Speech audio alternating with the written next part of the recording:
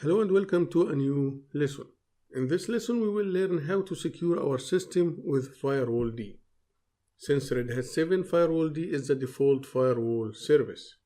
Before Red Hat 7, there was another firewall called IP tables.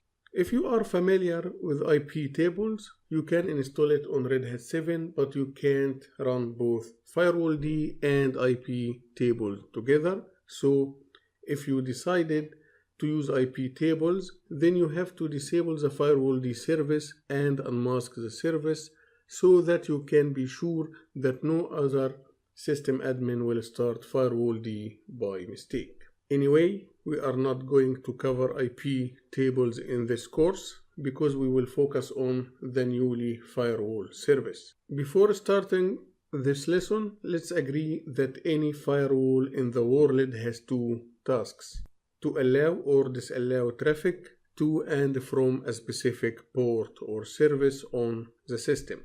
By configuring the firewall service, we are managing access to ports on our system, and this will add another layer of security to our running Linux systems. Okay, now let's start our lesson. Firewalld service is installed by default on Red Hat 7. But in case you have installed the minimal version of Red Hat 7, you won't find Firewalld installed by default, so you can install Firewalld by executing yum install Firewalld. Also, if you need to manage Firewalld from the graphical user interface, you will need to install firewall-config by running yum install firewall-config. I already have Firewalld service and firewall-config on this system, so let's start the Firewalld service by running systemctl start firewalld. Also, let's enable the service by running systemctl enable firewalld. The first thing we will do here after starting and enabling the Firewalld service is to list Firewalld zones. To list Firewalld zones, we will run firewall-cmd, then -get -zones, and as you see from the shown output, we have multiple zones here. Zones is a new concept started with the Firewalld service. Zones gives you more flexibility by adding rules to multiple zones, and each zone will take care for your security in different locations or situations. Let us say that you are using your laptop at your home and you are connected to a network you trust. So you will set the home zone as your default zone. Home zone allows more services. Otherwise, when you go to a coffee shop and connect to their wireless, you will set public as your default zone. Why you will do that? Because you don't trust the network in the coffee shop. Public zone has some restriction on the incoming traffic, which ensure more security to your system. Okay, now let's check the default zone on the system by running firewall-cmd -get -default -zone. From the shown output, we can know that our default Firewalld zone is public. Don't forget that in any time you can get help about any command in Linux by running the command with --help option. So let's run firewall-cmd -help. And as you can see, we can know all options that we can use with firewall-cmd command. Okay, now let's list the firewall rules for our default zone. So let's run firewall-cmd -list -all. This command will list the rules for the default zone, which is public zone. Now let's press enter. Okay, as you see here, this zone is active, and we can know that the public zone allows services such as DHCP 6 client and SSH service. If you allowed access to service by port, you will find the port here beside ports. Also, you can allow access from sources. Sources means a range of IPs. We will see all that after a while. Now let's check how can we list all rules for another zone. So let's run the same command, firewall-cmd -list-all, but this time I will specify the zone name. So let's type --zone equal home. So this command will list the rules for home zone.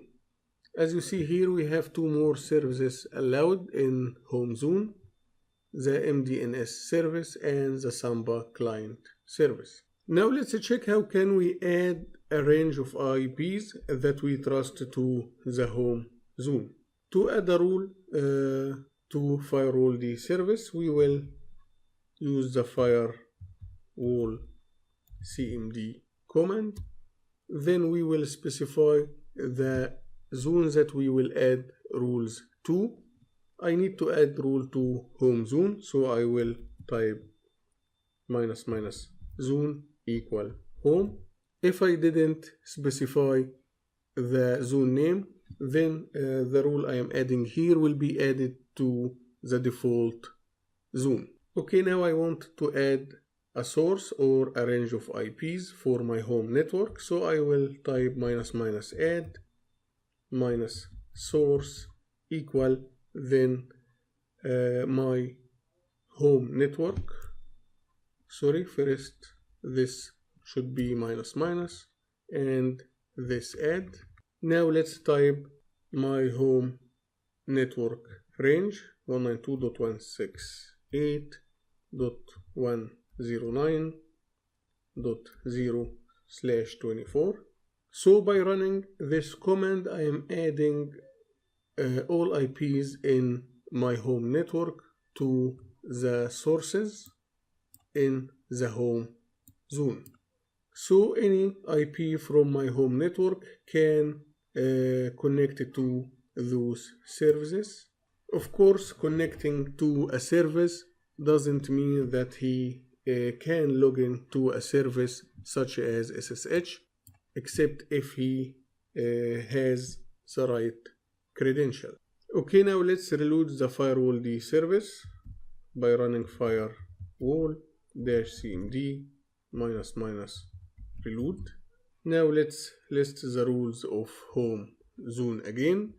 As you see now, the sources that we have added before is not there anymore. So why this happened? This happened because we didn't make our work persistent.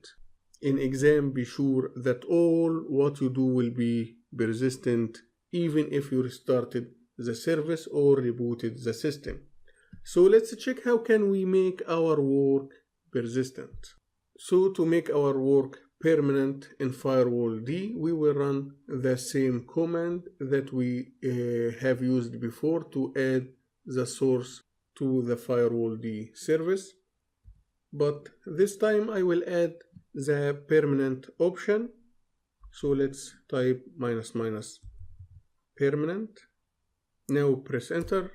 Now let's list the rules of home zone. As you see, we can't see the sources that we have added, and that's because when you add the permanent option, you have to reload the Firewalld service. So let's reload the Firewalld service.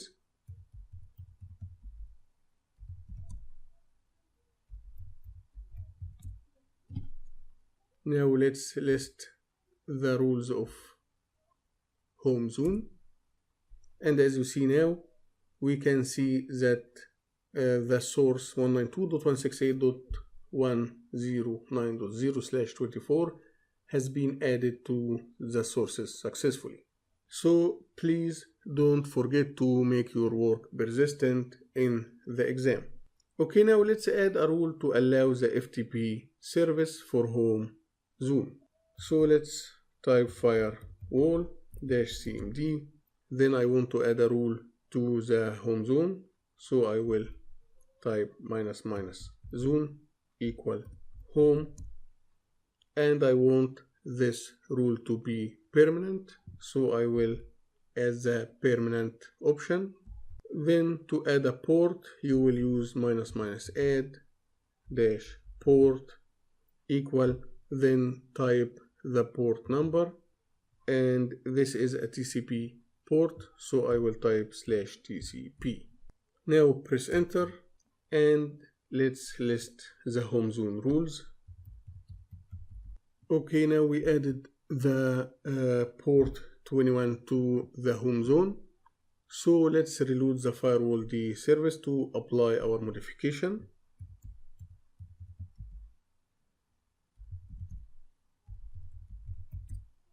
Now let's list the rules of home zone.